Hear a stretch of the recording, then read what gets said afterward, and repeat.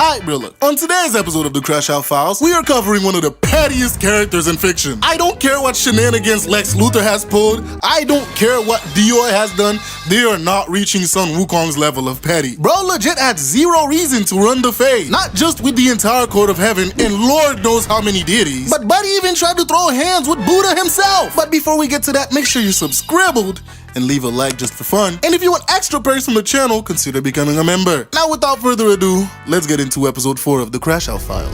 Yeah, I'm about to tweak, watch out, man, I'm about to crash out. I done hit my limit, now I'm about to wild out. Only seeing red, everything's a threat. I'm coming straight for next, so watch out. Now, a perfect way that I found to describe Wukong at the beginning of Journey to the West is the severe ends of ADHD, right? But on crack. Bro cannot sit still to save his life. Well, he actually did, but that was a rare occasion. Wukong is a crash out of the highest order, but I'm not gonna be covering the entire story of Journey to the West, but that bit would be way too long. I'm only covering his first crash out until he got pinned under the mountain. Anywho, bro, to start from the beginning. Wukong was born from a rock egg inside of a giant rock on top of a mountain. And the first thing he decided to do was bow to the 4 cardinal directions. Of course, he's not rude. But in the process of doing that, bro fired his laser eye. And they managed to reach the Jade Palace, where the Jade Emperor lives. Basically the big guy upstairs. And everybody was like, huh? What was that? They basically looked down and was like, oh, it's just a stone monkey. And he was like, oh, that's it? Everybody just go back to whatever you were doing. Because apparently a monkey born from a rock being able to shoot lasers is just normal to this guy. Now, the stone monkey, he didn't have a name yet, just lived on Flower Fruit Mountain with all the other monkeys. Until one of the monkeys had the genius idea to follow the river to its source. And all the other monkeys was like, what? That's a great idea. So they followed it, and of course it led to a waterfall. But now this poses another question. What's behind the waterfall? Now, between all these other monkeys, none of them was brave enough to go check out what's on the other side. Until Wukong just hopped through. And what did he find? Prime real estate, of course. Bro found a completely furnished crib to live in. And all the other monkeys was like, bet that up. Yes, sir, we rich. And they all decided they just want to live there now. Now, since the stone monkey was the only one brave enough to jump through the waterfall and see what's behind it, they decided to make him king. And they all lived happily ever after in Water Curtain Cave. Until the stone monkey was sitting down one day and was like, hey, George, can I die? By the way, we're calling the monkey who came up with the idea to follow the river George. Cause he curious like that. And George was like, yeah, man, you just grow old and die. And the stone monkey's world just got turned upside down cause, bro, what? Die?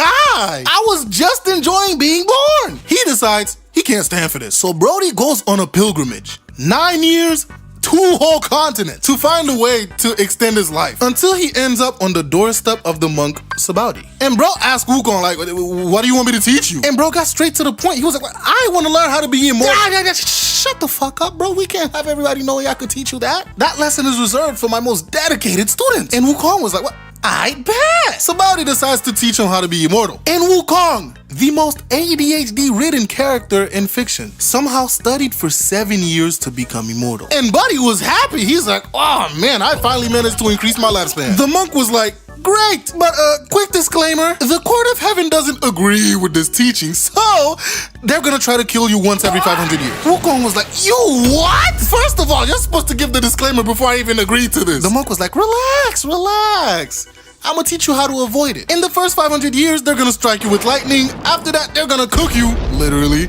And if those 2 methods don't work, they're just gonna disintegrate you. And Wukong's head was just spinning at this point. Oh, by the way, the monk Sabaody was the one who gave Sun Wukong his name, meaning monkey awakened to emptiness. Anywho, like I said, bro, Sun Wukong's head was just spinning. He ain't know how to take this. But the monk was like, yo, relax. I can teach you how to avoid him. And so he teaches Wukong how to shapeshift into like 72 different things, and also taught him how to fly in the process. And because the monk didn't want to deal with Wukong's shenanigans and him potentially drawing attention to his teachings, bro told him to go the fuck home. And when he finally arrived back at Flower Fruit Mountain, he comes back to find all the other monkeys terrified. Now George is like, hey, yo, where you been? It's been like 16 years. My bad, gang. You know, I had to take time to myself to level up real quick. Why is there less of you guys here? So yeah, about that. While you were gone, this big old demon was just coming around kidnapping monkeys for slaves. Wukong was flabbergasted. And then he got angry. So he goes to the dude's crib and he's like, yo, word on the street is you've been kidnapping my monkeys to use as servants. run me the fade. And of course, since Wukong just learned a whole bunch of new abilities, he beats the brakes off this dude and take all his monkeys back. And then he thinks for a second, he's like, yo, we cannot have this happening again, bro. Y'all need to learn to defend yourselves. So he trains all of them and give them weapons. Great, but then he's like, damn, none of these weapons work for me, because he's too cool. But here comes George being helpful again. Yo, Wukong, you know, I heard the Dragon King of the East, he has weapons. You might, hey, go check up with him. So Wukong goes to the Dragon King's palace to get a weapon. And he wasn't satisfied with anything until he saw this big ass pillar. And he's like, damn, Loki, that would be great, but it's too big. But once he grabs it, it shrunk to the size he desired. And Brody was like, hey, yo, I'm about to go crazy with this right here. But the Dragon King of the East was just flabbergasted because, bruh, that pillar weighs like 17,000 pounds. Now, Wukong was absolutely happy, but then he was like, damn, bro, this is great, but the fit ain't fitting. I got this cool-ass staff, but some FUBUs on my feet. And this is where the crash out begins. Because bro was like, hey, yo, Dragon King, you got a fit for me that could go with this? With like some black forces or anything? And the Dragon King was like, before you answer that, I might just have to test the potency of this staff on your head. But I'm gonna just convene with my brothers and we'll see if we can get you something. Brody really threatened the Dragon King just so he could get a fit to go with the staff. Anywho, the Dragon King convened with his brothers and they made him this golden armor with some black forces because this nigga's unhinged. And they sent him on his way. He gets back to Flowerfruit Mountain and decided he wanted to show off his fit. But in all his excitement, he transforms into a giant version of himself, scaring a bunch of the local demon kings on Flowerfruit Mountain. And they all pulled up and was like, hey bro, we don't want any problems. And Wukong was like, oh, bet that up. Hey, finally got some respect around this bitch. And he goes back to living his daily life, chilling. But one day as he was sleeping, two emissaries of King Yama, the guy who rules the Underworld, comes and takes his soul. And he woke up and beat the brakes out of both of them, killing them. And he rampaged his way up to the 10 Kings to launch a complaint. He pulls up and is like, hey, yo, this is an injustice. I'm supposed to be immortal and somehow I was kidnapped out of my sleep and brought to the Underworld. Somebody gotta pay. And the 10 Kings were like, yo, relax. It was probably just a mistake. Mistake? Yeah, bro, you probably were supposed to die today and it's in the Ledgers of Death, so it's not their fault. What? Who's at fault? They're like, look, just go and check the Ledgers of Death if your name is still in there. So Wukong goes and checks for his name, finds it in the Ledger of Death, erases it, along with a bunch of other monkeys he knows,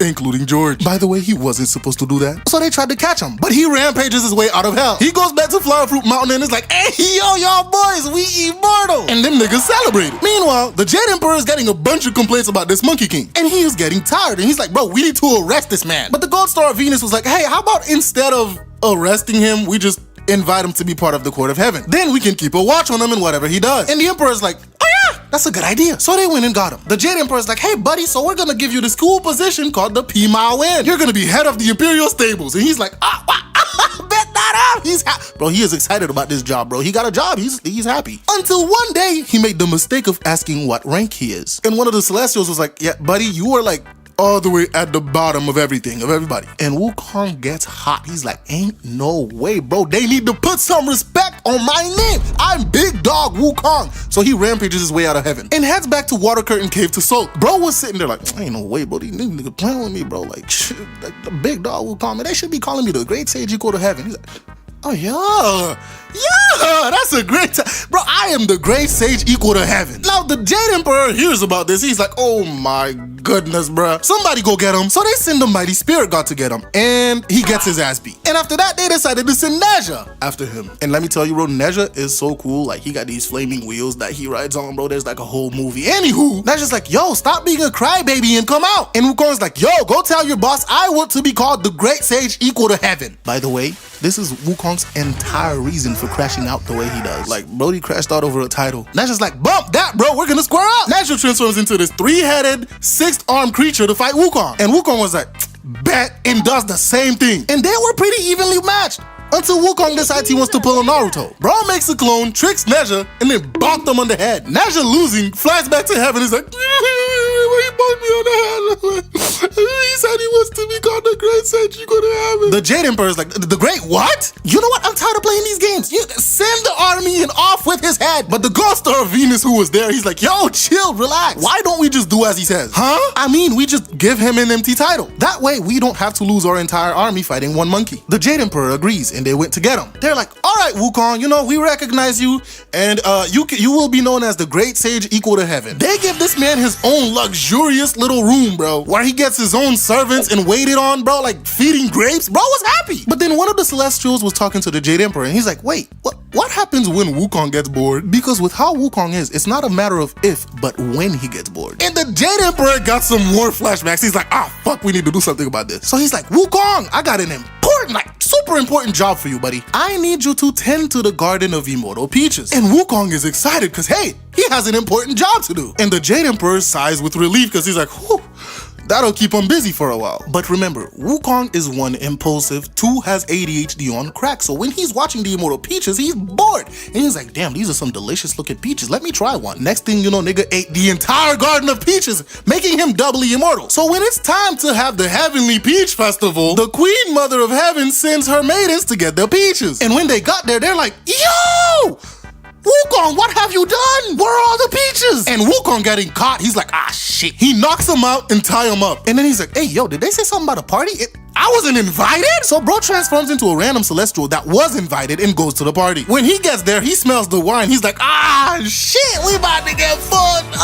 But he drinks all the wine. Now bro is stupidly drunk, stumbling around to find somewhere to, sleep this off. And he somehow stumbles into Lao Tzu's laboratory, where this man was working on some pills of immortality. And he had like 4 different gourds of them. And Wukong proceeds to shovel every single one of them down his throat, which made him like quadruply immortal, because the wine also made him immortal too. But also, it sobered him up, and he's like, shit, I'm fucked. So he runs away to hide from the consequences of his actions. And everybody that he wronged, the 7 maidens, Lao Tzu, the random Celestial he impersonated, all goes to complain to the Jade Emperor. They're like, hey, yo, bro, Wukong ruined the festival. He ate all the peaches, drunk the wine, and he got into Lao Tzu stuff. And the Jade Emperor was just tired at this point. He's like, oh my God, bro, this nigga had one job. We gave him one singular job and he failed. You know what? Send the army after him. This time I'm done. So they send the army after him. He beats the shit out of the entire army. Meanwhile, the Bodhisattva Kuan Yin, who is invited to the festival, pulls up and she's like, where's the festival? What's going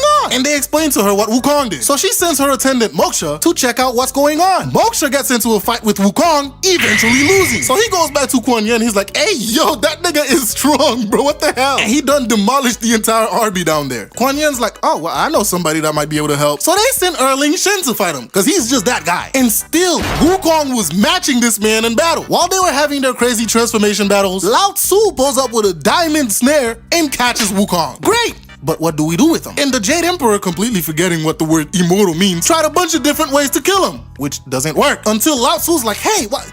We can shove him in my brazier of 8 trigrams for 49 days. That should remove all the immortality out of him and leave him dead in the process. So hey, everybody wins. And that's what they decided to do. 49 days later, they opened the brazier and Brody is mad because the only thing the brazier did was turn his eyes red from the smoke. And yeah, he's pissed, so he beats his way out of heaven. And everybody's like, shit. Here we go again. Now at this current point, the Jade Emperor is so he's just so tired of this. He is completely done with Wukong shenanigans and doesn't see any other way. So he calls the Buddha for help. He's like, oh my God, bro, can you come down here and help us? We've tried everything. We can't with this monkey. So Buddha pulls up while Wukong is fighting 36 thunder deities. And he's like, hey, yo, Wukong, bro, what's going on? And Wukong being in his head, he's like, you know what?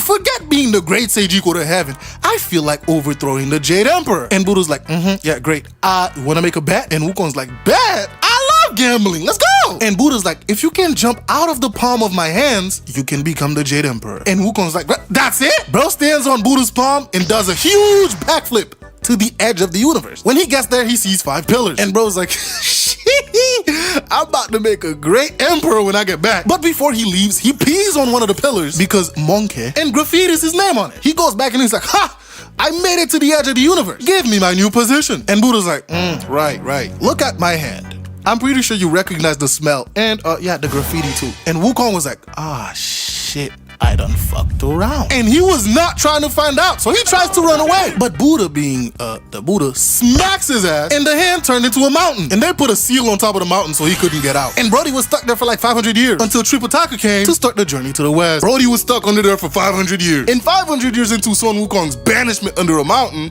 Buddha decided to write some fire bars. About 15,000 of them.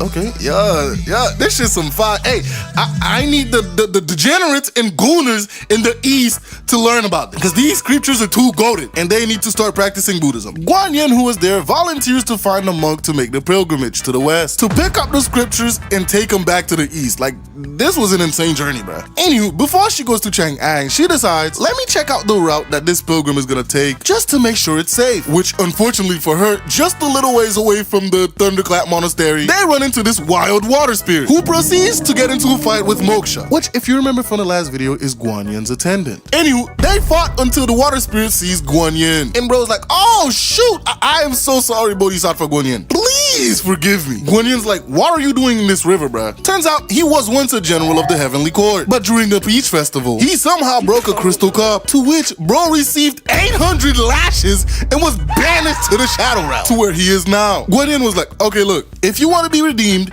you will help my disciple make his journey to the West. Bro was like, are you sure? Like, I literally ate 9 people. Guan Yin was like, oh my Buddha. Take those 9 skulls, wear it around your neck. They will come in handy later. And by the way, I'm giving you a new name. Your new name is now Sandy. And then she continues on her way to see what other buffoonery is gonna happen on this road. Now, while on her way, she gets attacked by this pig monster wielding a rake. And the same thing happens as last time. Moksha fights to defend his master. And in the middle of the fight, the pig demon realizes who Guan Yin is, asks for forgiveness, and explains that he was Marshal of the Heavenly River. But Brody is a gooner. He gets drunk one night and hits on the moon goddess. So as punishment, they smacked him with 2,000 hammer blows, turned him into a pig, and banished him like the last guy. And for anyone who's played the Black Myth Wukong game, yes, this is Zhu Bajie. Anywho, Guan Yin is like, look, I'll make sure the court forgives you if you assist my disciple in his journey. And from now on, your name will be Pigsy. So the pig agrees. And Guan Yin continues on her way until she somehow stumbles onto this crying dragon. And at this point, she's like, oh my, what is going on? Well, turns out he accidentally burnt his father's house. And the Jade Emperor was like, off with his head! And on God, bro, a couple of comments pointed out, like, this man was the real Crashout of the last video.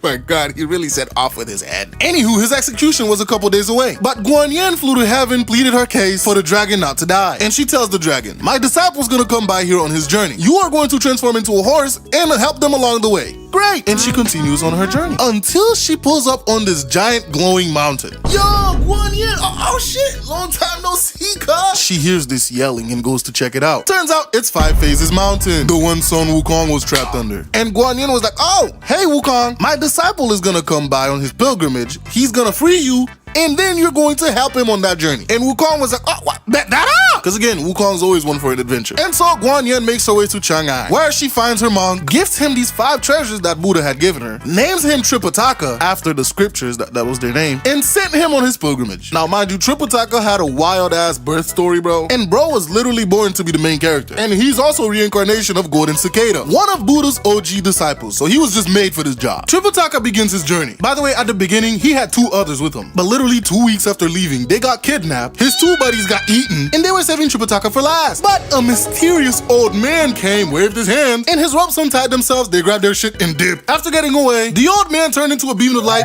and went to heaven, leaving a note behind saying he was a celestial sent to help. Great! Tripitaka gets back on his journey to literally a day later. His horse collapses, because again, they're hungry as hell, and their paths were blocked by snakes and tigers, until a good old friendly hunter pulled up, saved them, and took them to his house to rest. Now, while Tripitaka was there, he really couldn't eat anything, because he's vegetarian, and the hunter and his family, they eat meat. But you know, they're very kind people, so they did something for him. Now, while he's at their house, he holds a mass for them, and he ended up helping the hunter's dead father, whose soul was in hell. They tried to pay him, but he politely declined. So the hunter resigned to escorting him as far as he could to the edge of the Tang Empire. And he's like, well, I can't go any further, so you're on your own for now, bro. Just stay safe, don't get kidnapped. And Tripitaka was back to his lonesome until he hears somebody calling him master. Now I want you to guess who this is.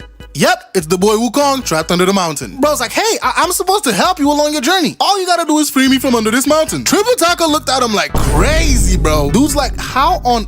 I can't lift the mountain. Well, how do I help you? Oh, well, you just gotta climb to the top of the mountain, remove the seal, and it's all good. So Tripitaka does it and stands a very safe distance away. And Wukong, like a complete boss, demolishes the mountain on top of him. And now we got the first member of the party. Now, after departing, the first trouble they ran into was a tiger. And Tripitaka, bro, he can't fight tigers. He wasn't trained trained to do that. But Wukong though, Brody whacks the tiger in one shot, skins it, and where's the skin? Tripitaka's looking like, hey, yo! At least he's not traveling with a naked monkey. Until they ran into some bandits. They pulled up like, all right, drop all your stuff and give you, like, bro, we're robbing y'all. But Wukong is like, actually, I'm gonna need y'all to run your pockets. You're being robbed. Now, of course, they didn't take this seriously because there was more of them. They go on the offensive, beating the daylights out of Wukong.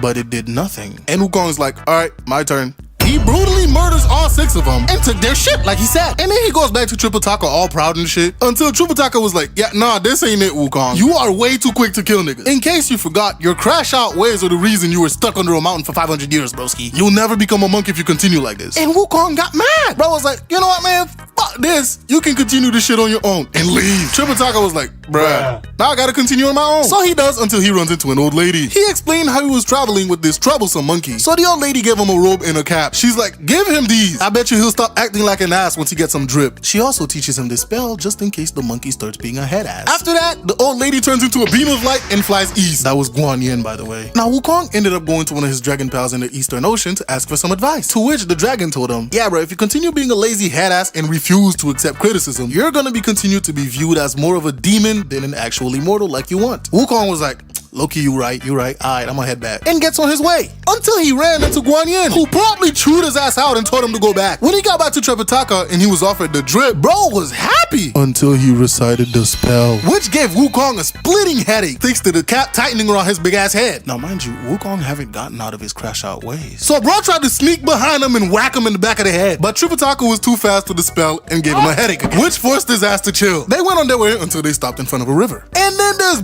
big ass dragon comes out of it. Wukong quickly takes Tripitaka to safety and their horse ended up getting eaten. Wukong's like, ain't no fucking way, bruh. He asked a couple of the local spirits there to watch Tripitaka while he goes to fight this dragon. The dragon had went back into the water after eating the horse. So Wukong decides to throw some insults at him to make him come back up. Whoever ate my horse, your mom's a hoe, and you probably smell like fish. After those heated words, the dragon came back up to fight. Wukong whacks him a couple of times, and then the dragon gets tired, so he went back into the water. So he goes back to Tripitaka to explain what happened. And Tripitaka was like, damn, cuz, you really a fraud, not gonna lie. I thought you could defeat any animal. Why come you can't beat a dragon? And Wukong was like, I don't like you. So he goes back, insults the dragon some more, so he goes back up to fight. And Wukong starts beating his ass again until he transforms into a water snake and flees. Now Wukong was like, bro, I'm not about to sit here and look for a stupid water snake. So he asked the local spirits that were there, what's the deal with this dragon? So they explained to him, yeah, a while ago, Guan Yin came by and tasked this jade dragon to wait for the pilgrim to help him along the way. Wukong was like, ain't no fucking way. So they summoned Guan Yin, and Guan Yin is like, come out, you scaly dumbass. These guys are the ones you're supposed to be helping. Yeah, you dumbass. Hey, bro, you're not any better. Why didn't any of you mention that you were the pilgrim on the journey? Oh my god, I'm surrounded by idiots. Well, dragon, since you ate their horse, you're gonna have to transform into a horse now and help him along the way. So that's what he did. But before they left, Wukong complained that Tripitaka is useless and they're going to fail this journey. Guan Yin's like, bro, chill. If you guys get in too deep into any trouble, don't hesitate to call. And if it gets really crazy, she takes 3 willow leaves, put them on the back of Wukong's head, and they turn into hairs with life-saving powers. So yeah,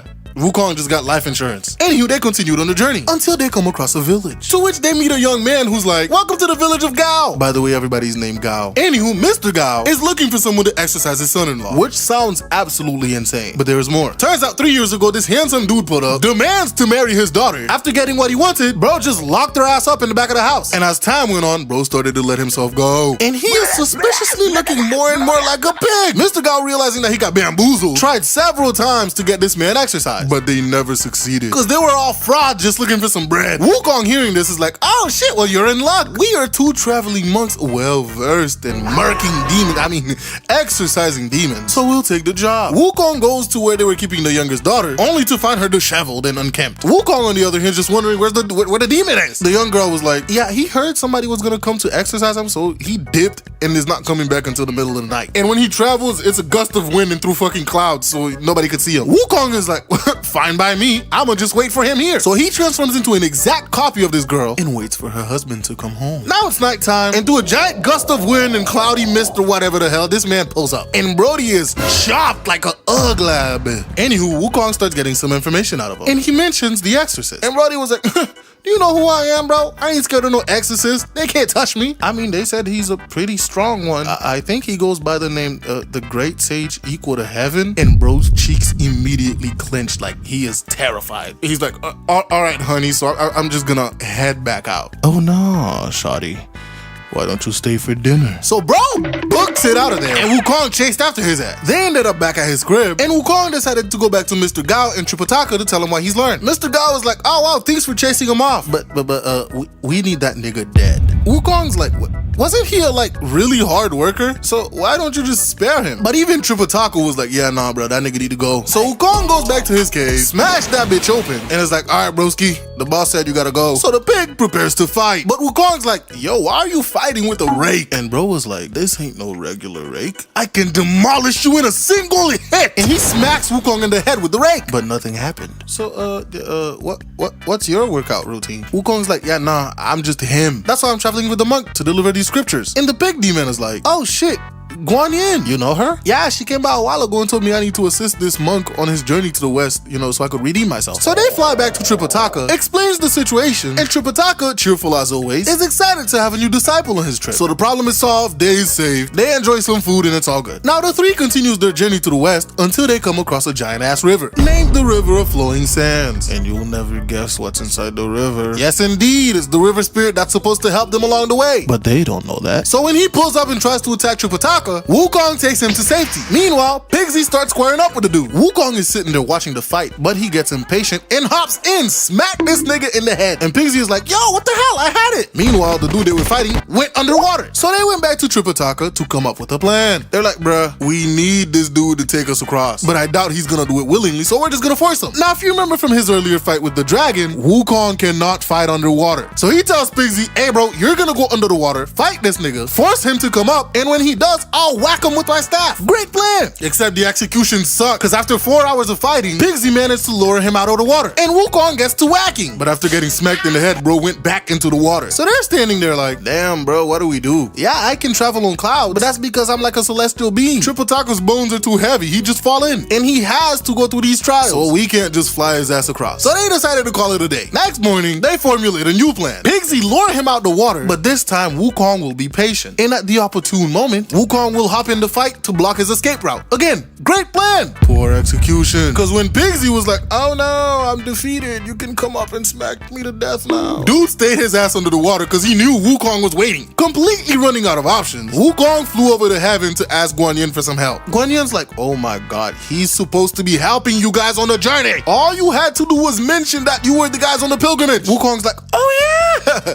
yeah, that's right, you did say that last time. She sends Moksha back with him. When they arrive, he yells out Sandy's name, knowing that's the name that Guan Yin gave him. Of course, he comes out of the water, and they explain the situation to him. The monkey and the pig, yeah, they're on the same side as you. So they all get introduced to each other. Sandy bows down, accepting Tripitaka as his master. He takes the skulls that he was wearing as a necklace, threw them in the river, and they turn into a boat. Sandy, Tripitaka, and Pigsy take the boat across. Meanwhile, Wukong just hopped on over. By the way, the quote-unquote river is 800 miles wide. Anywho, everybody makes it across, and by the way, that was the end of chapter 18. Last time we left off, the gang had finally gotten together and are ready to protect Tripitaka on his journey to the West. And if you aren't familiar with the characters, let me introduce them. You have Tripitaka, our naive Buddhist monk who can go band for band with Princess Peach on how many times they've been kidnapped. The horny former heavenly general Pigsy, and I promise you, his horniness is gonna cause a lot of problems for the group. The somewhat sensible Sandy, who got 800 lashes and banished for breaking a cup. Their horse, a dragon in disguise who's as useless as they come. And the main Crashout man himself, the great sage equaling the heavens themselves. Son, the Monkey King Wukong, who's basically the muscle of the group. Now they continue their way west, but Tripitaka starts getting hungry. And since he can't just eat anything like the rest of the guys, he sends Wukong to go find some fruits or whatever for him to eat. And so Wukong goes to do that. Meanwhile, they're walking, they get spotted by the white bone demon. And since word going around the demons are that if you eat this guy, you might become immortal, she was like,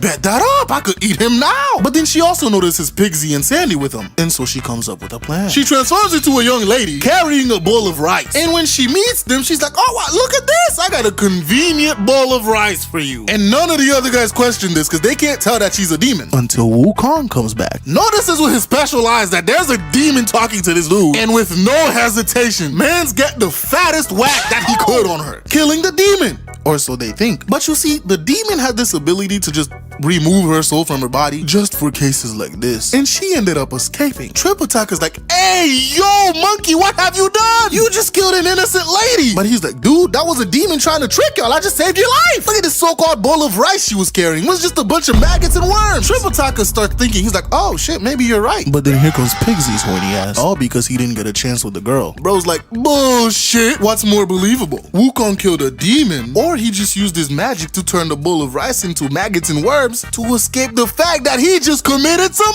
murder. That monkey is guilty. So Tripitaka uses the spell and gives him a splitting headache. And he's like, you know what, Wukong, I'm gonna have to kick you out of the party. But Wukong's like, please, master, don't! And begs to stay in the party. So Tripitaka gives him one more chance, and they continue along the way. So the demon transforms into an elderly lady, and Pigsy's like, oh, that's probably the mom of the lady you just killed. But Wukong did some math and he's like, hey bro, that shit don't make no sense. That girl was around 20. And this lady looks about 80 years old. You're telling me this old lady had a kid at 60 years old? Bullshit. So he whacks the fuck out of the old lady, killing her. But the demon did the same trick again. And Tripitaka's like, ah, Wukong, you did it again. And proceeds to tighten that shit around his head 20 times. And banishes Wukong from the party. And Wukong's like, man, you know what, whatever, bruh. Can you at least remove this shit from my head? But they didn't teach Tripitaka the loosening spell. So he forgave him and allowed Wukong to stay. And this time, the demon decides to transform into an old man. And Pigsy, like a gold Olympic athlete, jumps to conclusion.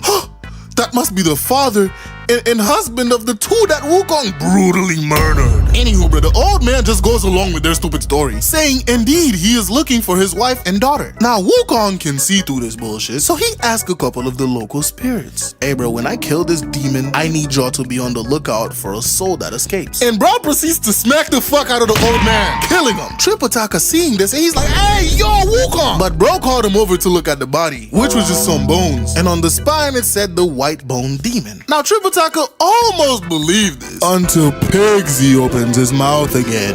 That monkey is probably using his magic to cover up his murders again. And of course, Tripitaka believes the pig over the monkey, so he gets kicked out of the heroes party. And this time, Wukong just left. Bro was not dealing with this shit anymore. And yeah, Tripitaka wrote him his banishment letter and off he goes. They continue on their journey. And of course, Tripitaka gets hungry again. So he sends Pigsy out to find some fruit for him. Bro goes and looks for like 5 minutes and is like, well, can't say I didn't try. And just sits his ass down to take a nap. Now Sandy, rightfully not trusting this nigga, goes to look for him, leaving Tripitaka the most kidnap-prone monk in history by himself. Now as Tripitaka's continuing to walk, he sees this golden pagoda. So of course, being the golden boy he is, goes inside to pray. But once he gets inside, he comes face to face with a demon, and his name is Yellow Robe. Bro tried to sneak out, but it was too late. The demon already noticed his ass. So he calls his goblin buddies, and they tie up this man Tripitaka to interrogate him. Once Tripitaka told him who he actually was, thinking he would let him go, he's like, oh yeah,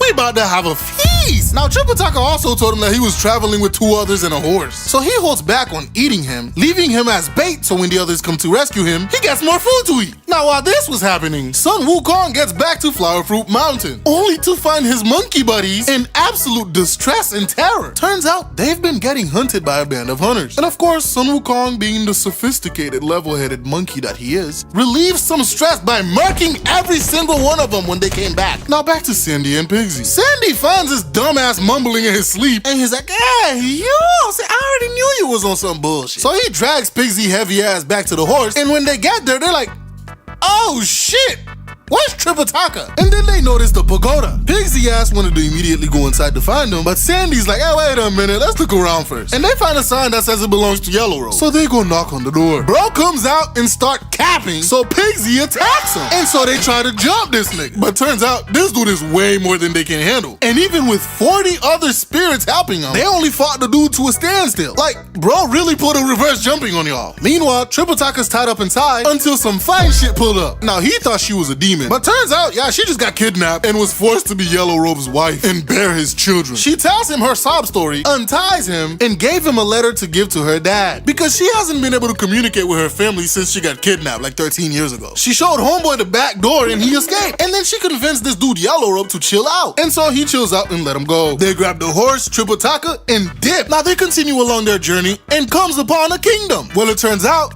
That's where Find Shit from earlier is from. And so Tripitaka gives the letter to the king, and man is happy to finally know what happened to his daughter. But he can't do shit about it because he don't have a demon fighting force. But then he's like, hey, wait a minute. You guys managed to make it this far. Clearly, you guys are very strong. Tripitaka's like, hey, nah, bro, I was not trained to fight demons, dog. But my disciples, they can fight. And of course, Pigsy starts showing off, saying he's the strongest among them, and they're going back to fight the demon. The same demon that whooped their ass earlier. Sandy goes with him, because honestly, bro got no choice, but he has to make sure this nigga don't die. And when they arrive, they bust this man's door down. Pigsy picking a fight. And of course, they both got the beats put on them. And Pigsy, this bastard, ran away to hide. Meanwhile, Sandy got captured because he was by himself. Now, the demon, who's pretty smart, figures out, hey, wait a minute.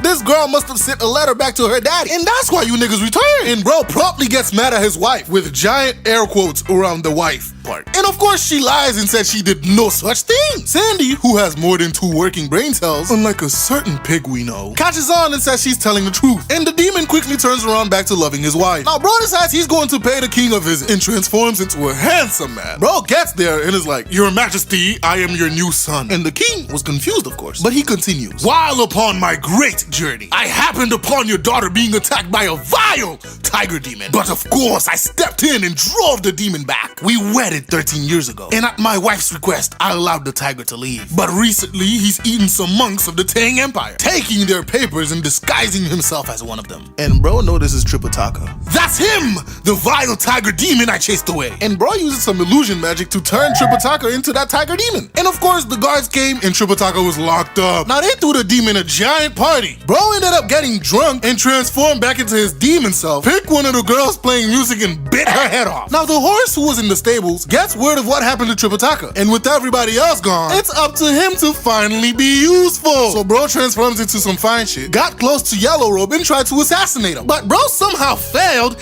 and got wounded. So he had to go back to being useless. Pigsy finally decides to come out of hiding, realizing that Sandy has been caught. He's like, well, that's rough, buddy. I'm not going back in there. So he makes his way back to the kingdom where he finds the wounded dragon. And bro explained what happened. And Pigsy is like, you guys are cooked, not gonna lie. What do you mean, you guys? Yes, you guys. Cause I'm about to pack my shit and go back to my kidnapped wife and live a happy life. The horse is like, oh hell no, you're not leaving. What you're going to do is go to Flower Fruit Mountain and apologize to Wukong, explain the situation and bring him back here. So reluctantly, Pigsy hops on his cloud and goes to Flower Fruit Mountain. Bro gets there and find Wukong partying. That nigga's enjoying life. He tries to stealthily get in there, but Wukong's monkey army caught his ass and brings him to Wukong. And bro's like, oh shit, Pigsy, what's good? What brings you here? Oh, you know, we missed you a lot, you know, me and the boys, we missed you and wanted you to come back. Cut the bullshit, Pigsy, what's the problem? No, for real, Master just misses you and, you know, I just wanted to come and bring you back for a visit. Are you sure? Yes, we're good. Well, shit, if you say so, then stay and party with us for a couple of days, yeah. So they got to partying and drinking since Pigsy's not in a hurry. Meanwhile, here's Pigsy. Wukong, we should really go back and see Master. It's getting really late and we don't want to keep him waiting. Oh, yeah, you right. All right, well, get going, bro. You're not coming? No, nigga, I was banished, remember? Bro, I got a letter and everything, so bye. Have fun. Pigsy gets on his way, and once he get a little bit far, he starts cursing out Wukong. So his monkeys captured that nigga and brought him back. Wukong's like, yo, you kind of being rude, bro. Why? What's going on? So bro tells him everything in the situation that they're in with the demon. And he's like, well, why didn't you mention anything about you guys traveling with the great sage equal to heaven? Pigsy, seeing his opportunity to start capping, is like, we did tell him, but he said he could clap your cheeks with his eyes closed. That was enough to motivate Wukong to help. So he goes back to the demon's lair, kidnaps 2 of his kids, and held them niggas ransom for Sandy. So they let Sandy go. Wukong sent Sandy and Pigsy with the 2 kids back to the kingdom so they could lure out the demon. Meanwhile, he transforms into the demon's wife. Alright, bro, look, a quick little tangent. With the amount of times that these immortals transform into all random sorts of things, women, man, animals, somebody had to have caught a stray and got their backs blown out. Like, you can't tell me, like, the chances aren't 100%, but I doubt it's 0, bro. It had to have happened. Like, what if dude had came back home and was on straight demon time and wasn't taking no for an answer, bro? Like, you're cooked. Well, that's if you're not Sun Wukong. Sun Wukong can handle himself, but anybody else who does this, bro, I don't know what to tell you, bro. Anywho, back to the story. Sandy and Pigsy get to the palace, drops the 2 kidnapped kids, killing them. But before the demon got angry and got into a fight, since he was still drunk, he goes back home to make sure that those were his kids. When he gets there, he finds his wife, air quotes, crying about how they murdered her kids. The demon makes sure that his wife is okay until that bitch transforms into a monkey and they start squabbling, of course. Wukong gets him with a nice hit and bro just poof and disappeared. And bro was like, yo, what the fuck? He looked in all 4 directions and couldn't find this dude. And then he thought for a minute, I couldn't find the spirit anywhere here on Earth after killing him. So he must have been a heavenly spirit. So bro busts his way back into heaven and is like, all right, and demands out of all the spirits up there who was unaccounted for the past couple of days. They looked and found out that the Ravati, the Woodwolf star, was missing for 13 days, which equals 13 years in Earth time. So they called Ravati up to explain himself. And it turns out him and Fine Shit were in love and wanted to elope, immediately realizing that it wouldn't be a good idea to do this in heaven. So they escaped down to Earth to continue their love in secret. And that explained the entire situation. So they locked his dumb ass up, and Wukong flew back down to Earth to finally rescue Tripitaka. He comes back with the princess, she explains everything that happened. He finally rescues Tripitaka, who was just tied up in an illusion throughout this entire thing. And everybody made up and continued their journey to the west. They continued with the journey until they came upon this huge foreboding mountain. Tripitaka immediately started getting the heebie-jeebies. So Wukong sent Pigsy to scout ahead. And just to be sure, he turned into a fly to follow his ass. Bro goes far enough just to get out of their line of sight and just sat his ass down to take a nap until Wukong bites him in the face. So bro gets up and come up with a lie to tell them when he gets back about how this mountain is home to two demon brothers who are ready to eat the pilgrim. Monkey hears this plan and goes to snitch. So when he came back and tried to tell this lie, he was promptly reprimanded by Tripitaka and told to go search properly. But ladies and gentlemen, it turns out that lie he made up is true. There was a demon stronghold on top of the mountain, and they spotted his ass and captured him. Now these demon brothers, they were prepared. Their names are Silverhorn and Goldhorn. They were prepared because they knew the pilgrim was gonna make his way here, and they know when they eat him, they'll be set for life, like thousands of years. Now Silverhorn goes to check out what he's dealing with, knowing that he's gonna have to separate Tripitaka from Wukong to get him. Bro was surveying until he saw Wukong pull off some crazy ass martial arts moves, and bro got terrified. So he disguises himself as a monk with a broken leg. And Tripitaka, being the golden boy he is like, we have to help this poor monk in need. Monkey, why don't you carry him on your back? Oh my god, bruh. But Tripitaka's like, stop being rude to our guest and carry him. So of course, he obeys his master and does what he's told. He lets everybody walk a little ahead of him. And Wukong starts talking to the demon on his back. So yeah, my good buddy, I do know you're a demon, right? And I promise you, the first cliff I see, I will be tossing you off that shit harder than Jeff the Shark could ever try in his life. The demon panics and drops 3 fucking mountains on this dude. 2 on his shoulders and 1 on his head, which pins Wukong down long enough for him to capture Tripitaka, Pigsy, and that dumbass horse. While they're tied up in the demon's lair, a couple of the local spirits finally realize who they trapped under the 3 mountains. Wukong being a well-known Crashout, they didn't want any of the smoke, so they apologized and got him from under the mountain. While he's talking to the local spirits, 2 mook demons who were sent to finish him off pull up, and he notices they're glowing. So of course he asks, and they inform him the 2 demons are carrying sacred treasures. Bro's like, treasures?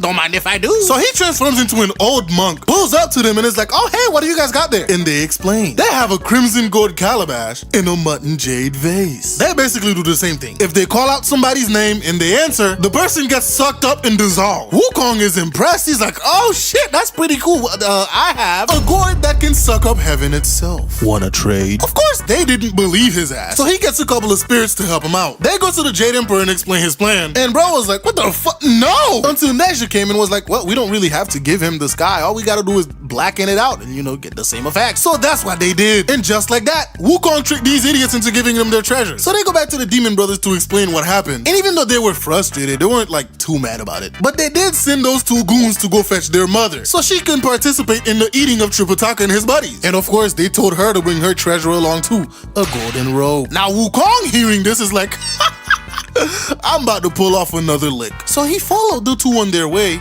kills them, makes a clone, and transforms into them. So he goes and invites the demon's mother, telling her to bring her golden robe so they could catch this handsome monkey that's been bothering them. Now on their way back to the demon brothers, the mother was accompanied by a couple of goons who were carrying her. Wukong stops to eat some bread, and the goons come and ask him for some. Bro turns around and murks them niggas, and then killed the mom along with him. Bro, this man is a true crash out, bruh. Imagine killing them niggas because they came and asked you for some bread, bruh. I mean, he had a plan to kill them anyways, but like, I feel like them asking for bread expedited their death.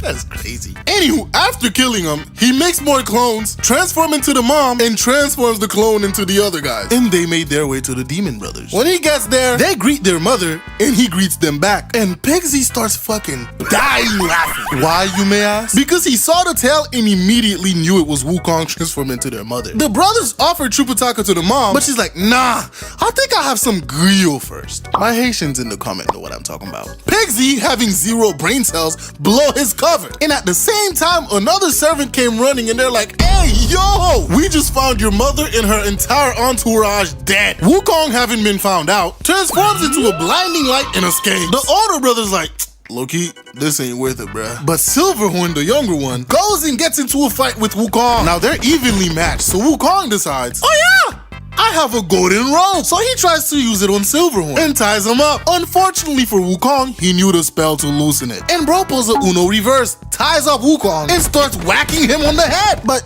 since this is Wukong, it didn't really do anything. So Silverhorn just took his ass back to the cave, tied him up with the rest, and took the other treasures from him. But Wukong wasn't gonna stay tied up for too long. So he transformed his staff into a file and cut the rope, makes a clone, and put him there in his place. Bro proceeds to transform into a servant, steal the rope back, goes outside, and challenge these niggas to a fight. But he's like, I'm Son Wukong's brother, Yaknam, which is just monkey backwards. Now he thought the gourd wouldn't work because that's not his real name. But unfortunately for him, that shit still worked and sucked his stupid ass up in the gourd. Now Wukong is not gonna dissolve anytime soon because of just how many layers of immortality he has right now. But bro decides to put on his best performance. Oh, the horror of humanity are melting.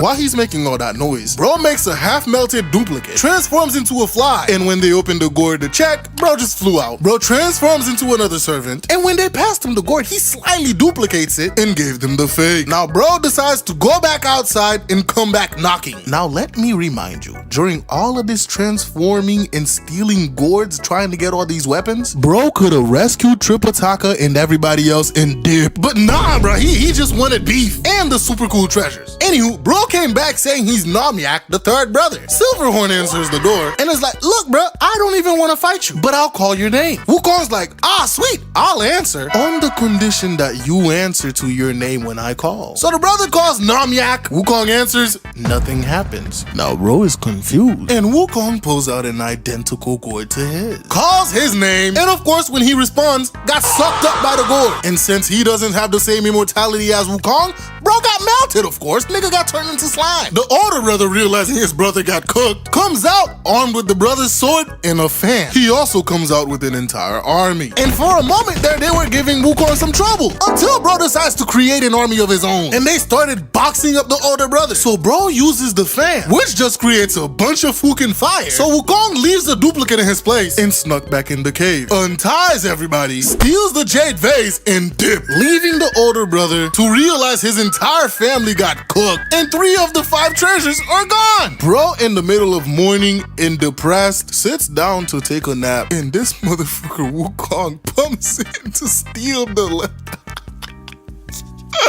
Bro, he comes back while dude is napping to steal the fan. Bro wakes up and they get into a fight, but he was no match for Wukong, and bro just took the fan and dipped. He unties everybody and they sit down to have a meal. Now Golden Horn goes back to the home of his mother to recruit her army to come and fight with him. While he's doing that, his uncle pulls up with his own army. And so they all go to fight Wukong, but bro came out armed to the teeth with all of the stolen treasure. And he also had Pigsy helping him. They squared up and boxed, with them even switching opponents. But eventually, the two started getting overwhelmed by the big ass army that they brought, until Sandy pulls up to handle the army. While he's doing that, Pigsy finally does something useful and kills the uncle. Golden Horn, seeing this, starts running his ass away. So Wukong pulls out the green vase and calls out his name. Him thinking it's one of the demons under his army that caught him, answers, only to get sucked up by the vase and dissolve. And hooray, Wukong has 5 powerful artifacts in his hand now. So the next morning, they sit down in the cave to eat some breakfast, when Lao Tzu pulls up. And he's like, alright Wukong, I'm gonna need you to hand over my treasures, bruh. Oh, what? Yeah, those 2 brothers were once my servants. They left and stole my treasure. Wukong's like, how did you let 2 servants steal your treasures and get away with it? Watch your tone, monkey. Bodhisattva Guanyin told me not to do anything about it, to test the pilgrim's resolve. Bro poured out the liquids and restored the servants back to how they were. And then bro just left and went back to heaven, leaving them to continue on with their journey to the west. We continue with our crew heading west, and of course they come up on another mountain. Wukong, being the only one with special eyes, notices there's a giant red cloud on top of the mountain. Now the demon who is looking at them and plotting knows notices Monkey noticing him. So bro pipes it down and transforms into a little boy to go pretend to be helpless on the road. But Wukong hears his ass calling for help before Tripitaka, and bro just skips them along the way. Had this demon waiting there looking stupid like, where the niggas at? And then bro notices them all the way up the road and it's like, what the hell? So he goes further up and does the same shit. Now he had to transform into a cloud again to travel up all the way ahead of him. And Wukong, seeing this fiery red cloud coming towards him, jumps on Tripitaka to save him. But since nobody else can see this demon, bro, he just looks stupid. The demon lands nearby and start acting again. And Tripitaka, being the good boy he is like, oh, what's wrong, little boy? My mom and dad, they were killed and I'm here by myself and my leg is broken. Now Wukong can see through this and he's like, bro, that's clearly a demon. Have we learned nothing from the white bone demon? But Tripitaka threatens to use the tightening spell if he continues with his demon talk. And again, he tells Wukong to carry this kid. Wukong, having done this before, gladly picks him up and put him on his back. But bro walks a little behind of everybody else as they go on. Kind of forgetting that last time he did this, he got 3 mountains dropped on top of him, but okay. Anywho, as they're walking, this man starts getting angry, like he's just mad as hell, steaming. Rat Boy, noticing this, tried to weigh himself down with some magic. But Wukong's already mad, so he tried to grab him from his back. But bro slipped away and a giant gust of wind came. And just like that, whoop, Tripitaka was kidnapped again. Wukong goes back to Pigsy and Sandy and he's like, damn, how we let this nigga get kidnapped right under us, bruh? Not gonna lie, we kinda suck right now. Like, we should just disband and take our asses home. I'm not even gonna lie with y'all. Pigsy hearing this is like,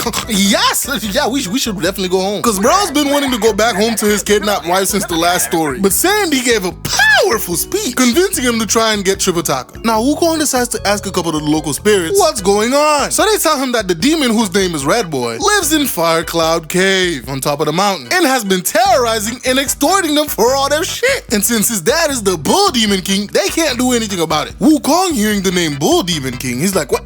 Hey, I know that guy. Now flashback to part 1, where Wukong was showing off and transformed into a giant version of himself, scaring the local Demon King, to which they all came to pay their respects to this dude. And yes, the Bull Demon King was one of the spirits there. And turns out they're good buddies. So Wukong's like, oh shit, that means Red Boy's like, he's like my nephew.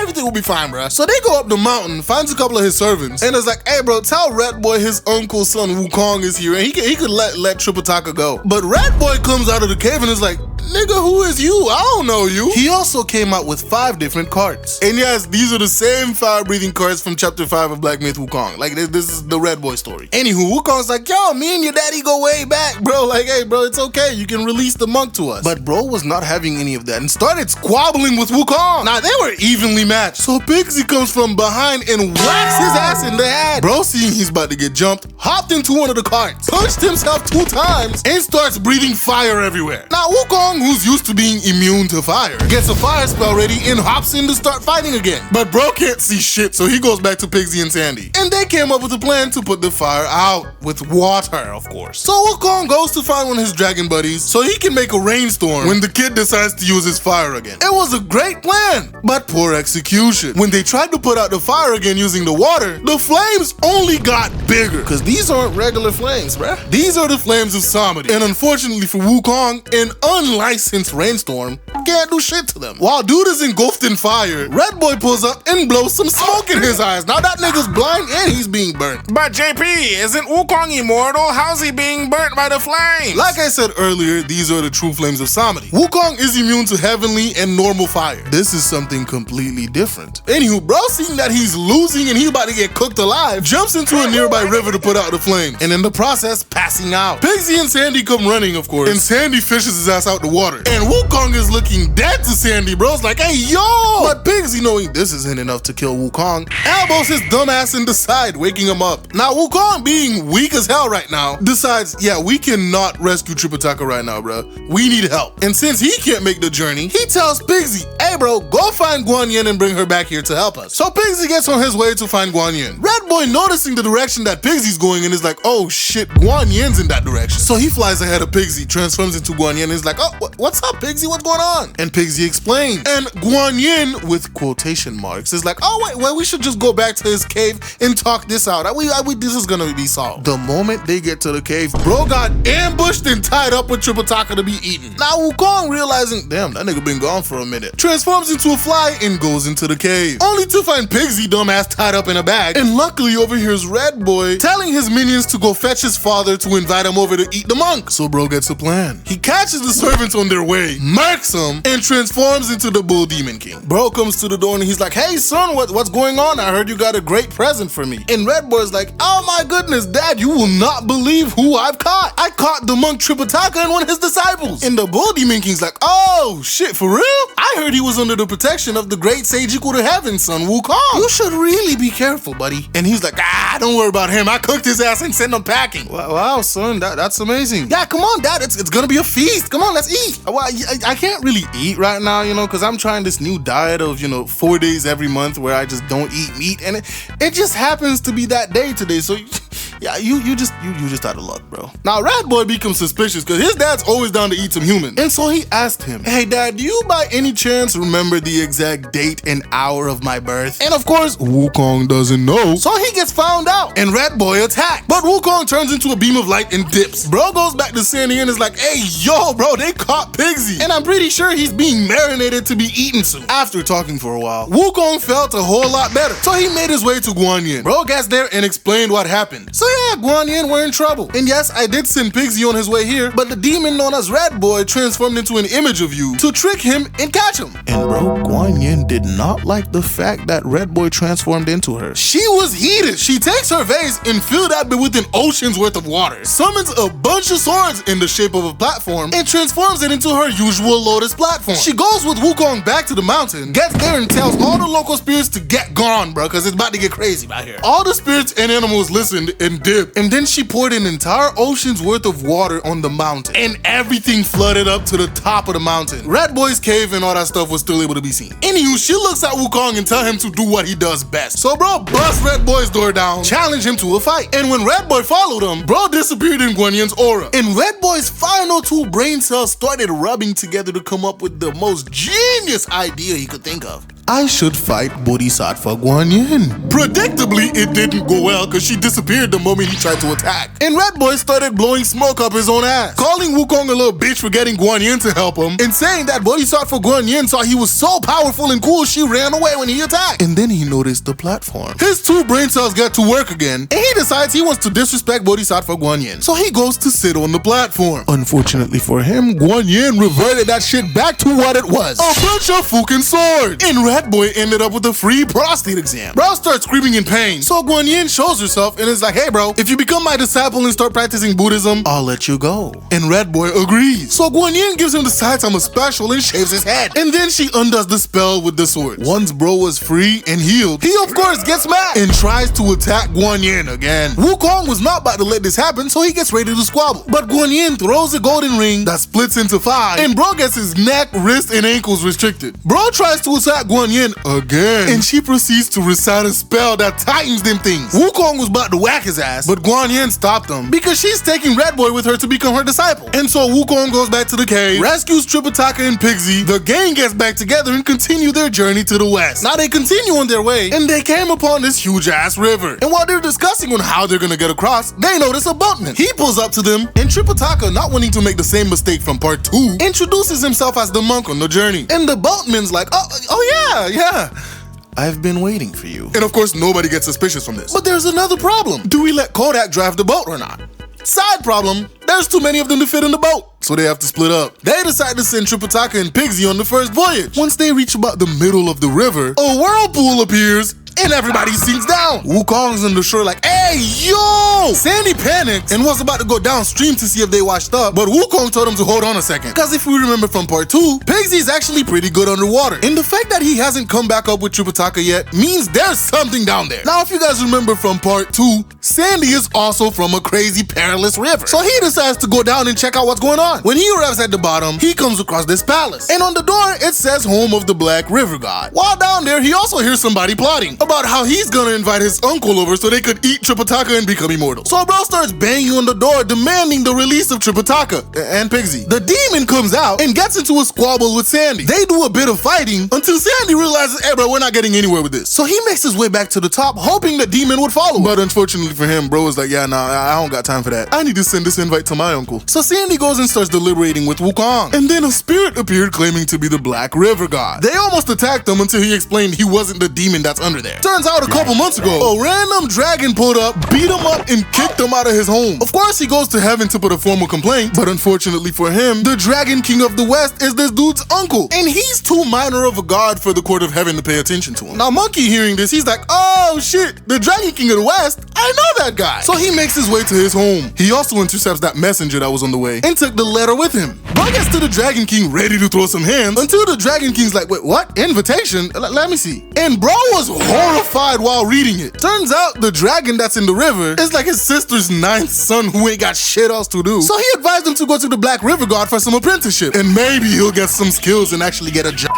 one day. But bro went and did what he did. So the Dragon King sends his son Moang along with Wukong to finally put a stop to this dude. They get there, Moang beat the brakes off this man and arrest him. And as a show of his things, pulled a Moses using his Beyblade and parted the sea, allowing Tripitaka and everybody else to go through. By the way, that Moses with the Beyblade thing I just mentioned is literally canon in the Beyblade universe. Anywho, they continue their way west, and coming up is one of my favorite stops they make on their journey, right behind the Red Boy story I just told y'all. Third is when Tripitaka and Pigsy got pregnant, but we'll get there eventually. Now they came upon this kingdom called the Slow Cart Kingdom, where they noticed a bunch of Buddhist monks pushing a heavy cart of rocks, while 2 Taoist monks ordered them around. So Wukong transforms into a Taoist and go to talk to them. They explain to him that there once was a crazy drought in the kingdom, and no amount of prayers that the Buddhists decide to do helped anything. Meanwhile, 3 Taoist masters came down, named Tiger Strength Immortal, Deer Strength Immortal, and Goat Strength Immortal, did their shit, and it rained. And ever since then, the king converted into Taoism, demolished all the Buddhist temples, and made them niggas slaves, and decided to imprison any Buddhist traveler that comes to the kingdom. Now that's not gonna be good for Tripitaka, who's like the golden boy of Buddhism. Wukong goes to talk to the Buddhist monks, and they explain to him, even though like a lot of them have died from being overworked, the rest have been getting visited in their sleep by a bunch of heavenly spirits telling them to persevere, because the monk Tripitaka is gonna come by with the great sage equal to heaven to deliver them. Wukong's like, oh shit, for real? Well, you're in luck.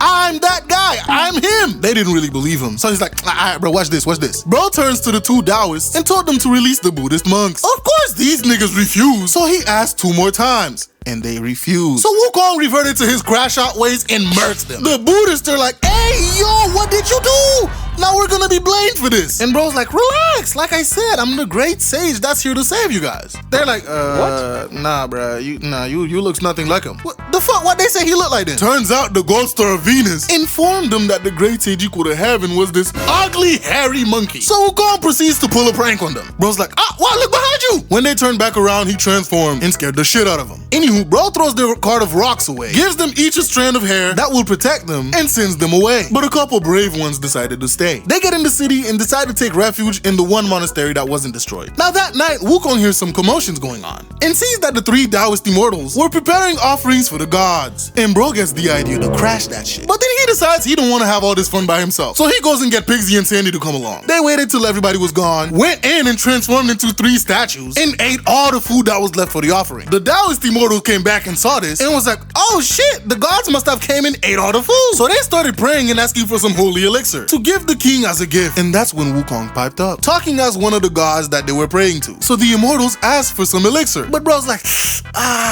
sorry bro, we really didn't come with any elixir. But as a special courtesy, I can make some for you. But I'm gonna need y'all to leave the room though. I can't have y'all seeing my secret recipe. So they bring them a big ass container and left the room. Now Pigsy's like, what the fuck, Wukong? Where are we gonna find this holy elixir? And Wukong just starts peeing. Them boys are like, and they joined in too. They filled up the entire container. When the immortals came back and decided to taste this elixir, they're like, hey bro, this don't taste right. Yeah bro, this tastes like pig urine to you guys? Why anybody would know what pig urine tastes like, I don't know. But them niggas transformed back, laughed at the Immortals, and ran. Now the next day came and they went to the king to have their travel papers recertified. Of course, the king, hearing that this is a Buddhist monk, wants to throw JPTALK and all his companions in jail. But one of his advisors get in his ear and is like, hey bro, I don't think you want to do that, dog. They came from the Tang Empire, and I'm pretty sure they've encountered a lot of demons on their way, so for them to make it here, his disciples must be very strong, so it's not a good idea to mess with them. Right when they were about to get their papers recertified, the three Immortals pull up. They're like, hey,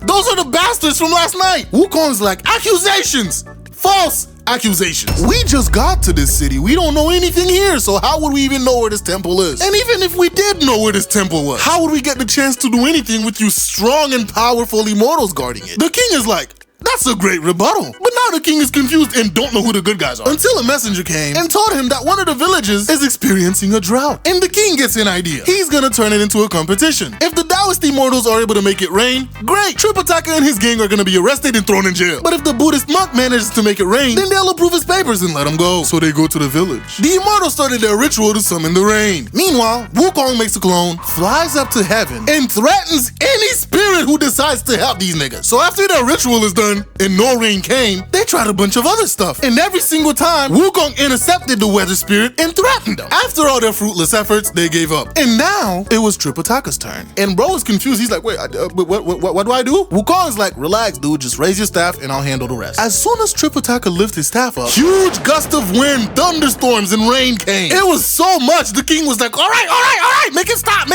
And Wukong told all the spirits to stop. The three Immortals were flabbergasted at this. And they're like, what? That's bullshit. That was probably the result of the dragons we summoned. They just happened to be late. And Wukong's like, oh, is that so? The dragons are still invisible above. If you can manage to make at least one of them appear, you win. They called, and of course, the dragons, being terrified of Wukong, didn't show up. So Wukong's like, all right, my turn. Bro tells them to show themselves. And all four enormous dragons appeared. And that was enough for the king, so bro just signed JPTALK's papers. But before he could get him to JPTALK, the Immortals intervened. And they're like, king, we've been protecting you for 20 years, bruh. And we are not about to let some Buddhist monks destroy our reputation. So they decided to challenge them to some contest. The first one was a meditation contest, where they would sit on top of these tall ass towers and meditate. Whoever moves first loses. The Taoist Immortal floats up and sits on his tower, and Wukong carries JPTALK up, since JPTALK can't really fly. JPTALK is really good at meditating, but unfortunately one of the Immortals decided to cheat and sends a bug to annoy JPTALK. Monkey notices JPTALK is having some trouble, so he discreetly flies up, spots the bed bug,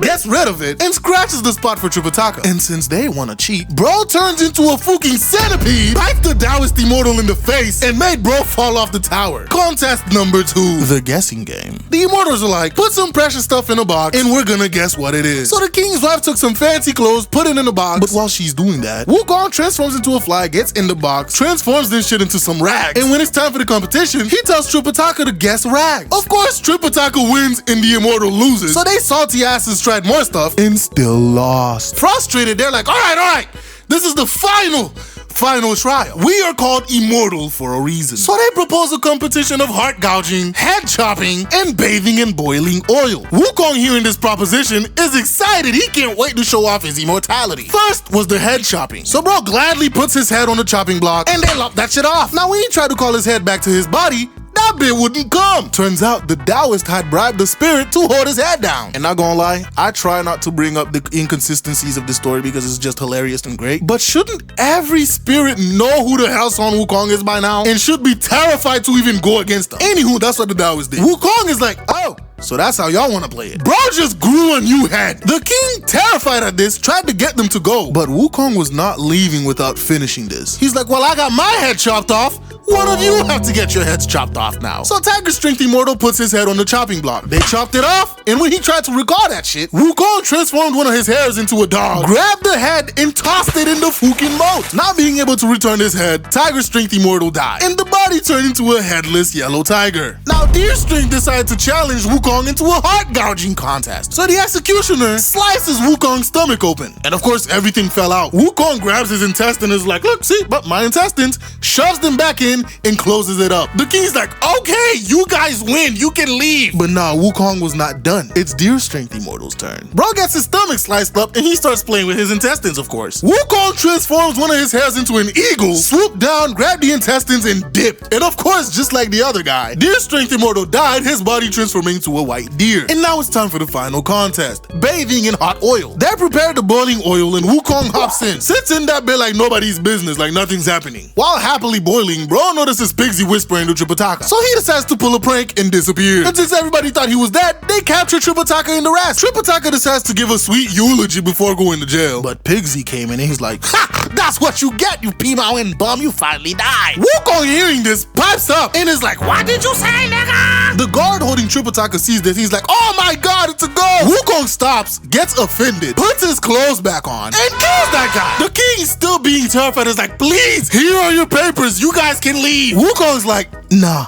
It's his turn. So Ghost Strength Immortal gets into boiling oil, and bro sits there like nothing's happening. Wukong gets suspicious, of course, and that's when he notices a cold dragon is coiled at the bottom of the pot, cooling it. So bro decides to go to the Dragon King, and he's like, if you do not get rid of that dragon, the amount of carnage I will bring down on its head. So of course the Dragon King, being terrified, arrests that nigga. So of course afterwards, the boiling oil does what it was supposed to do, and cooks Ghost Strength Immortal, killing him. Great, Wukong won, but now the king is sad that all his immortals are dead. Until Wukong points out, yeah bro, those were literal demons in disguise, and were probably plotting to take over your kingdom. So the king, finally seeing reason, undoes his policy on Buddhism, gives the gang their papers, and they continue their journey to the west. Last time we left off, Wukong had just finished trolling 3 Taoist immortals, who made the dire mistake of crossing his path. Now they're finally back on their journey to the west when they run into another river that might as well be qualified as an ocean. Anywho, they're confused on how to get across. But that's when they heard a voice telling them they'll help them cross. And lo and behold, a big ass turtle appeared from under the water. They hop on its back and it gets them across. Tripitaka's like, well, as payment, I could bring you back something from India. But Buddy was like, nah bro, I'm good dog. I'd rather you ask the Buddha a question for me when you meet him. I bet, what do you want? I've been living as a turtle for 1300 years. So long that I've learned to talk. Can you ask the Buddha how I can acquire a new body? Now ladies and gentlemen, this gives the Buddha an opportunity to do something absolutely hilarious. Reincarnating this turtle as a rock. I know that sounds messed up, but it's funny. Anywho, they continue on their way and they come across another river. A much smaller one this time. An old lady who was the ferryman took them across. Now, Monkey is perplexed by this, because this is usually a job for a man. But they end up getting across, and Tripitaka and Pigsy gets thirsty. And of course, they just came from a nice clean river, which they proceed to drink. But a little bit later, they started feeling funny, and their stomachs start swelling up. So they hurry along the path until they come upon a cottage. The old lady inside hurries them in, and Monkey gets to explaining what happened. Wait, y'all drunk from the river? Shit, you niggas are fucked. Monkey, who's usually all up for laughing at people's misfortune, couldn't find the humor in this. So the old lady explains, welcome to the land of women, populated by only women. No men, which explains the fairy woman from earlier. And since there are no men, the ladies can't repopulate the traditional way. But all they gotta do is drink from the river, and bada bing, bada boom, they get pregnant. And that's when it dawns on Pigsy and Tripitaka. And of course, them niggas start panicking. Hey, yo, how do we undo this? Well, all you gotta do is go to the top of the mountain where there's this cave that contains Abortion Spring. Monkey's like, oh, I bet that shouldn't be too hard. But there's a catch. This Taoist monk recently took over the mountain and has been charging the ladies exorbitant prices for even a single cup of the water. But Wukong goes anyways. When he gets there with his bucket, the disciple of the Taoist monk tells him, hey bro, where you offering at? Wukong's like, man, do it look like I carry money to you? Bro's like, well, too bad, cuz my master ain't giving you nothing if you don't got no money. But then Wukong thought for a second, and he's like, hey, wait a minute, I'm the great sage equal to heaven. Just let him know that. The Taoist monk hearing this immediately comes out and he's like, oh shoot, for real? Wukong is proud. He's like, yeah man, I'm him in the flesh. The Taoist monk is like, I bet. And man squares up to start fighting. Wukong's like, what do I do? Bro's like, you're the monkey that got my nephew in trouble with the heavenly cord. Who? Turns out this guy is Red Boy's uncle. And of course he wants revenge. Bro's like, I'll give you some of this water if you can beat me. And they get the scrapping. The Taoist monk was making this fight very hard by disappearing all the damn time. And Monkey couldn't even get a single chance to grab some water. So bro goes back to everyone. And he's like, hey Sandy, come and help me. I'll fight the Taoist monk. And while he's distracted, you use this bucket to get some water. And so they go back and put the plan in motion. Monkey Monkey starts boxing with the monk, and while Sandy's trying to get some of the water, the disciple pulled up and tried to stop him. But bro gets dogged and his arm broken. They collect their water and skedaddled out of there. They use some of the water to heal Tripitaka and Pigsy, and leaves the rest for the old lady to use for her funeral cost when she dies, cause the water is still expensive. Now they continue about their way and reach the capital of the land of women. The moment they enter the city, they got swarmed by a bunch of women, cause it's not often that they see men around. Pigsy loved this, of course. Now the queen, who already heard about Tripitaka, came up with the plan to marry him, cause one, Tripitaka's the golden boy who is close to the Tang Empire, hence public relations. But most important of them all, she heard he's a pretty boy, and so she wants a piece for herself. When a matchmaker informs her that Tripitaka is traveling with 3 companions, she's like, what the fine by me, I'll marry Tripitaka and keep him here, and the 3 of them could head on their way to continue their journey to the West. Now when some officials pull up and tell the gang this, Wukong is like, oh yeah, my master would love to marry your queen. After the official leaves, Tripitaka's like, hey, yo, the hell wrong with you? I can't be marrying people. I'm the goodest of good boys. I'm a monk. Wukong's like, relax, bro, I got a plan. It's not like we could have rejected her right to her face. Not only do we need them to stamp her papers to get the hell out of here, but if we had rejected her and things went south, I would be forced to murder a bunch of innocent and defenseless women. And I don't want to have that on my conscience. Tripitaka is flabbergasted by this, like,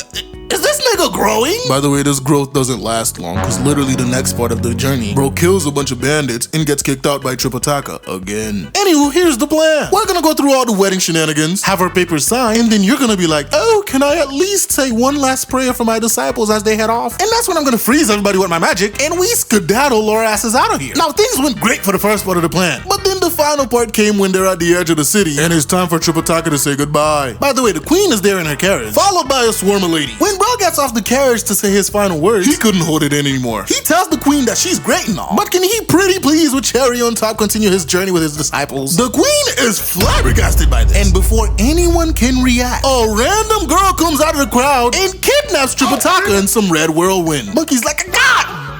We can't go a single chapter without this man being kidnapped. So of course they gave chase, following her to her mountain. When Wukong gets inside, this bitch was already trying to seduce Tripitaka. Wukong gets offended. I don't know, maybe she was throwing mad ass, or her game was weak AF. Either way, bro reveals himself, grabs Tripitaka, and starts fighting his way out. But the demon was not gonna let this shit slide. She starts boxing with Wukong. By the way, a couple of her servants took Tripitaka away. Anywho, they end up outside the cave fighting, and that's when Pigsy and Sandy hop in. Except when they did, she pulled out 2 more tridents, and them niggas was not winning. She's like, I had Buddha shaking in his boots. 1, Buddha don't wear boots, and 2, I hope it wasn't with those lines you were trying to spit at Tripitaka. She didn't take kindly to this. She jumps in the air and stabs this man right in the forehead. And Wukong, out of all people, starts screaming in pure agony. Ah! Oh, it hurts, what the fuck? Seeing that monkey got cooked, Tripitaka and Pigsy grabs his ass and ran away. And they go to rest for the night, opting to come back tomorrow to rescue Tripitaka. Meanwhile, the demon is still trying to seduce this man, which clearly isn't working or ever going to work in any timeline. Since that shit isn't working, she has her servants tie Tripitaka up and get his ass out of here. Wukong pulls up the next day, disguised of course, and talks to Tripitaka. Tripitaka's loud ass is like, hey bro, can you get me out of here, dog? I am not trying to smash. Incidentally waking up the demon. And she of course goes on the offensive and starts fighting him. But this time, Pigsy became the victim. And just like last time, they ran their ass away. Now, Sandy and Wukong are brainstorming, trying to figure out who this demon is. And well, wouldn't you know it, here comes this old lady, suspiciously prepared to give some exposition. Wukong immediately knows it's Guan Yin. And she goes on to explain that this demon is a scorpion demon that used to listen in on Buddha's lectures. But one day she got impatient, stings Buddha in his hand, and skedaddled away to the mountain and cave we currently find her at. Guan Yin's like, yeah, I can't do shit for you, buddy, but I do know somebody who can help. Star-Lord Mao, who is currently in the court of heaven, so you gotta go up there and find him. And that's exactly what Monkey does. He goes up to heaven, looks around for a bit, and finally finds this man. He explains the dire situation that they're in, and Mao was like, bro, why you ain't come to get me earlier, bro? Let's go. He was built for this. Man's was ready. So they expeditiously fly back to the mountain. When he gets there, he heals both Wukong and Pigsy from the previous stinging that they got, and tells them to let it rip. So they bust in the mountain and start squabbling with the scorpion demon, eventually luring her out of her cave. And that's when Star-Lord Mao transforms into his true form, a giant chicken. Bro crows 2 times and transforms the demon back into a regular ass scorpion, paralyzing her in the process. Of course, Pigsy took the opportunity to whack the bitch and kill her. Alright, for anybody who's played the Wukong game, I'm about to drop some lore for you. Now, if you haven't played the game and you plan on it and don't want to be spoiled, skip this section. Alright, for those who didn't skip, here's the lore. In Black Myth Wukong, you'll end up fighting this boss called the Dusk Veil. The Dusk Veil is who used to be Star-Lord Mao. Only difference is he got captured by the 100-eyed Taoist and was corrupted using the Violet Hail, turning him into the creature you fight. Now, if you went into Purple Cloud Mountain and didn't fight Scorpion Lord, he will pull up and start fighting the Dusk Veil for you when the boss fight starts. Reason is, Scorpion Lord is the husband of the demon that Pigsy just killed. And bro got so mad he came to get his revenge on the giant chicken, corrupted or not. Even though he ends up getting clapped, it doesn't matter. So yeah, for those of you who didn't know why the Scorpion Lord came to help you during that fight, here you go. Alright, now they continue their journey west, but that shit was slow AF, says Pigsy. And bro's starting to get hungry. He's like, man, can this horse go any faster? But the horse did not budge. Wukong, trying to be funny, decided to give it a try and tells the horse to go faster. And just like Forrest Gump, that horse took off running. Why, you might ask? Remember all the way at the beginning of the story when they made Wukong the Pima win? Yeah, it turns out he has authority over horses. And the downside, that nigga took off with Triple Taka straight into a bandit ambush. And the bandits, of course, are like, hey bro, give me all your money. But ladies and gentlemen, Triple Taka's a monk. He has no money. And I don't think these niggas would accept prayers. So Triple Taka, for the first time ever in his life, decides to cap. He's like, oh, my disciples, they're like, they should be right behind me. They have all the money. The bandits are like, hey, yeah, I bet. So they tie his ass up and wait. While the rest are coming up, they spot the situation. And Wukong is like, oh shit, this is about to be hilarious. So he transforms into a monk and goes to talk to Triple Taka. Bro's like, yeah, I told them you guys had money. And Wukong's like, oh shit. Alright, bet. They let Triple Taka go and bro hops on the horse and skedaddled out of there in the wrong direction. Meanwhile, Monkey's like, alright guys, here's what we're gonna do. We're gonna split the money. The bandits are like, oh shit, that's cold. You just throwing your master under the bus for some bread? Wukong's like, nigga, do I look like I got money to you? The bandits are confused. And then bro's like, I'm robbing y'all. The bandits didn't find that very funny, so they attacked him. Now flipping to Triple Taka. In the middle of running away, he then realizes his mistake. Bro's like, yo, Pigsy, run back and stop Monkey from killing anybody. Moments later, Pigsy come back and he's like, yo, the bandits, they disbanded. Oh wow, really? Yeah, 2 of them are dead and the rest ran away. So technically, I don't even want to hear it. Let's at least give these people a proper burial. While praying for them, Triple Taka's like, if you guys are gonna go and put a complaint in, make sure it's under Wukong's name alone. Wukong, seeing this, knocks on their graves. And he's like, whatever god you decide to complain to, I bet I could beat their ass. And majority of them are scared of me anyway, so good luck. They continue on their journey and Triple Taka is heated. He does not like the fact that Monkey just killed some people. Anywho, they come upon a village where they can finally rest. Triple Taka asks the nice old man if he could provide them with some shelter, and he agrees. But he apologizes for the way his family looks, cause currently his daughter-in-law and his grandchild are staying with them because his son decided to run off and be a bandit. Wukong, hearing this, is like, oh shit, I could kill that guy for you. But the father declines as he doesn't want to lose his only son. And luckily for this misguided bum, he was not one of the 2 bandits killed earlier. Instead, he ends up leading the rest of the bandits to his father's house, where they spot the horse. And they immediately starts getting ideas, planning to mark Triple Taka and the rest while they sleep. But first, they gotta stay for dinner. Meanwhile, the father alerts Triple Taka in the gang and tells them to skedaddle out of there. When the bandits notice this, they give chase, catching up to them around sunrise. And that's when Wukong decided, alright, it's time to get to work. Bro proceeds to murk mostly all of them and ask one of the survivors to identify the old man's son. And then this nigga proceeds to do the dumbest shit I have. Listen to this. He decides to behead the son and goes to show Triple Taka. Of course, this results in him getting hit with the migraine spell. And when Triple Taka finally stops, he's like, alright, you gotta go, bruh. You done committed way too many murders. Wukong's like, wait, master, please! Get out of here before I hit you with another migraine spell. Wukong, head hanging low, decides to fly off on his cloud, contemplating what action he could possibly take to get back in the good graces of Triple Taka. And that's when he remembered, oh yeah, I could get Guan Yin to help. And he flies off to see Guan Yin. When he gets there, he starts bawling. He kicked me out again.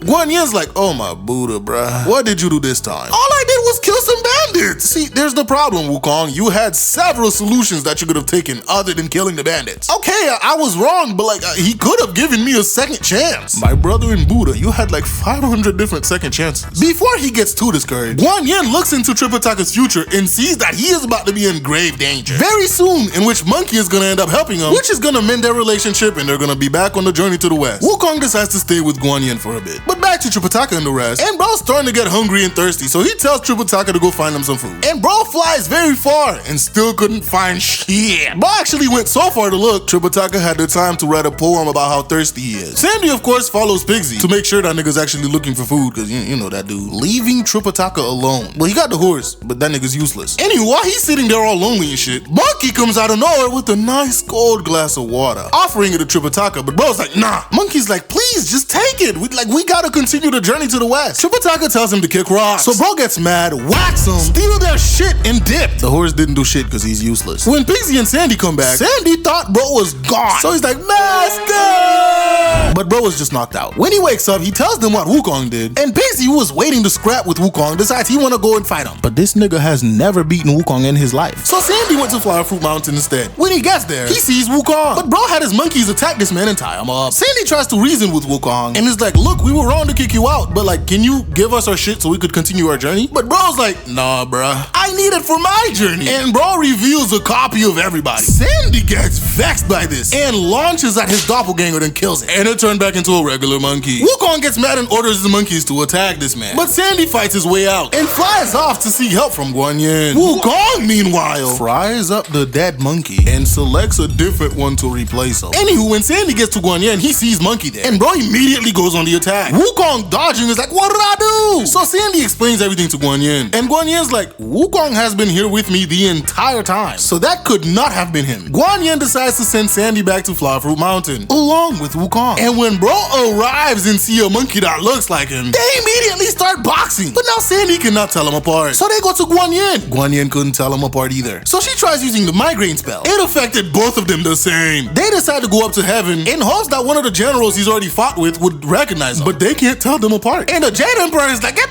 y'all asses out of here before y'all destroy everything. So they decide to go to Tripitaka next, but Sandy had already gotten there and explained the situation, and Tripitaka feels bad for accusing Wukong of attacking him. But once he goes outside and see the fighting, he uses the migraine spell, which did not help. So they decide to go to the Underworld to King Yama, throwing straight hands, in turn scaring everybody in the Underworld. They tried looking in the Ledger of the Dead and found nothing. So King Yama calls the Ting to help, of being able to tell the truth from lies. And it's like, yeah, I know who the fake one is, but I do not want to utter that name unless you want him to go on a rampage and destroy the entire Underworld, because he's just as powerful as Wukong. But then he says that Buddha could help. So of course the two monkeys squabble their way up to Buddha, explains the situation, to which Buddha immediately knows what's going on. He's like, alright, so here's the sitch. There are 5 kinds of immortal and 5 kinds of creatures, but in the entire universe there are 4 primates that don't fall into any of these categories. The first one is Wukong's Crashout ass, because he's a stone monkey. Second is the red-ass baboon. Third, the long-armed gibbon. And finally, the 6-eared macaque. Yeah, it was him. He tries to run away, but gets caught. And when he transformed into a bee to try and run away again, Buddha catches him, transforming him back to normal. And of course, Wukong does Wukong things and whacks this man out of existence. And bro's like, he was gonna die anyways. After this, Guan Yin goes with him back to Tripitaka, and she tells Tripitaka, even Buddha think you were wrong for kicking this man out. And by the way, you will not survive this journey without him. So Tripitaka accepts him back, and they finally get back on their journey to the West. Ladies and gentlemen, if you enjoyed this video and want me to make part 6, please like the video, subscribe,